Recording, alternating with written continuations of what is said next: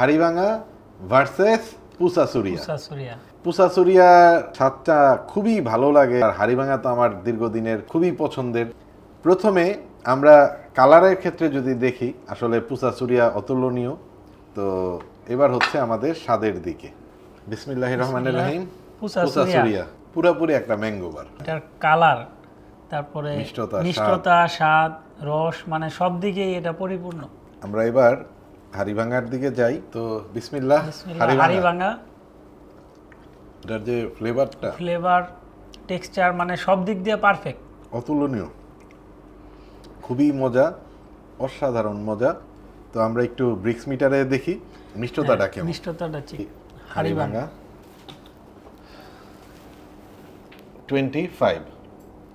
25। এবার আমরা পুসাসুরিয়াটা দেখি।